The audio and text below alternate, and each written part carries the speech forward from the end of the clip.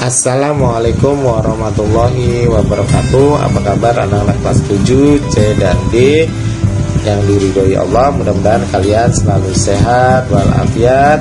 Berjumpa kembali dengan Pak Edi di materi PKN bab kedua, yaitu mengenai norma di dalam masyarakat. Sebelum kita lanjutkan materinya, kita berdoa dulu sesuai dengan agama kita masing-masing. Berdoa mulai.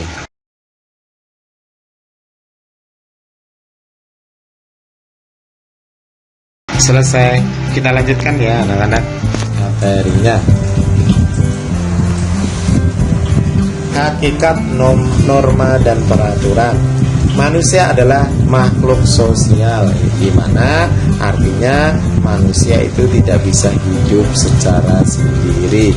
Manusia pasti akan membutuhkan bantuan orang lain. Adanya hubungan atau sosialisasi antara manusia, ya, itu hakikatnya adanya norma itu dibentuk karena apa? Karena manusia itu membutuhkan orang lain, ya, karena manusia itu pasti akan berhubungan dengan orang lain, akan bersosialisasi, tidak mungkin akan hidup sendiri. Kemudian apa?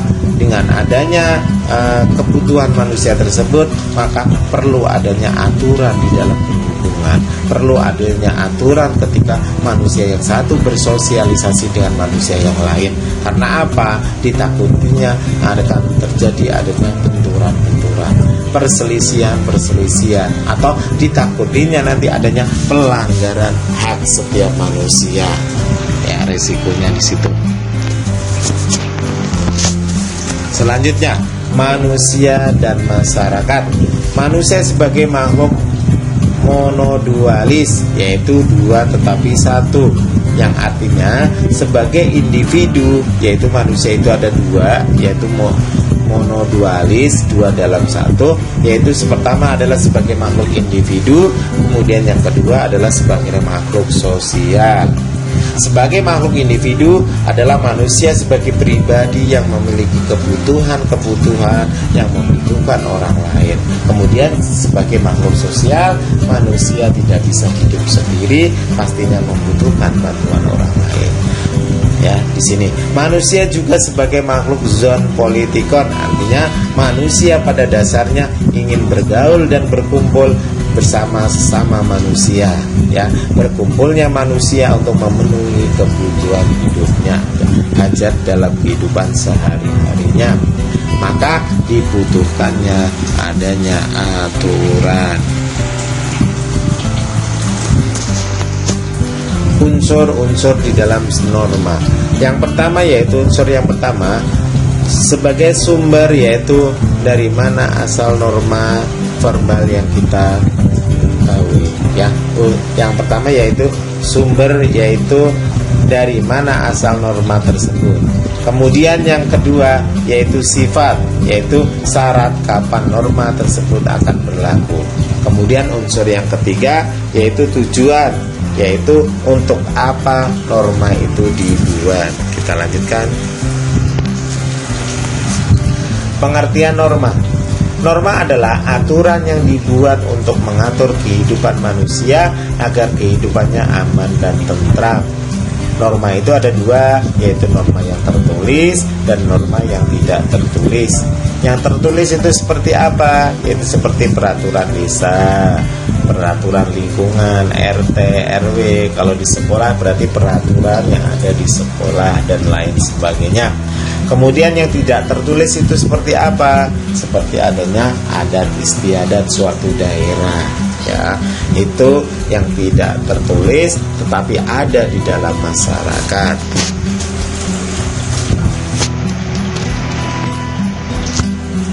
Beberapa pendapat tentang norma. Yang pertama adalah disampaikan oleh Profesor Sudikno Mertokusumo, yaitu norma adalah aturan hidup bagi manusia tentang apa yang seharusnya dilakukan dan apa yang seharusnya ditinggalkan atau tidak dilakukan. Di sini pengertian norma menurut Profesor Sudikno Mertokusumo. Kemudian menurut James W. adalah petunjuk tingkah laku yang harus dilakukan dan tidak boleh dilakukan dalam kehidupan sehari-hari berdasarkan suatu alasan tertentu. Nah, berdasarkan pengertian di atas, dari dua pengertian di atas, norma berarti adalah aturan tentang perintah dan larangan.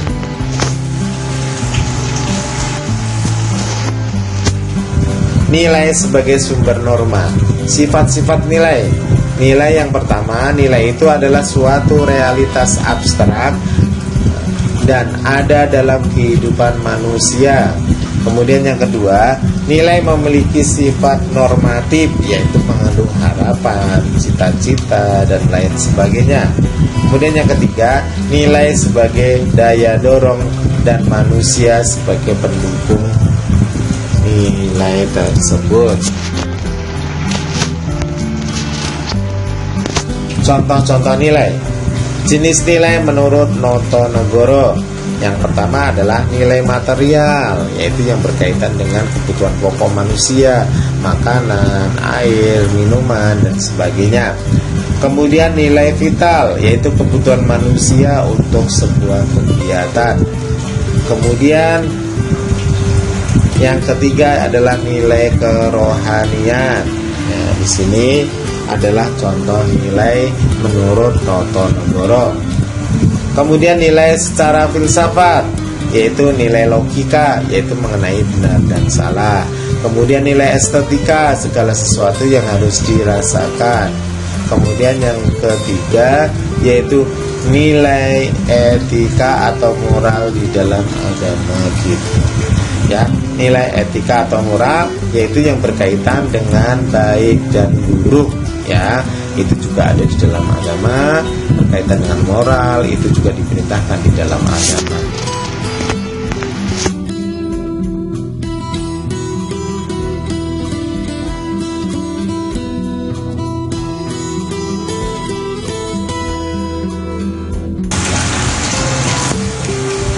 Baik, mungkin itu saja yang bisa Bapak sampaikan. Setelah kalian camkan materi ini, kalian perhatikan dengan baik, kemudian kalian pelajari dengan baik, maka penugasannya adalah kerjakan tugas mandiri LKS halaman 23 di kertas lembar atau kertas folio.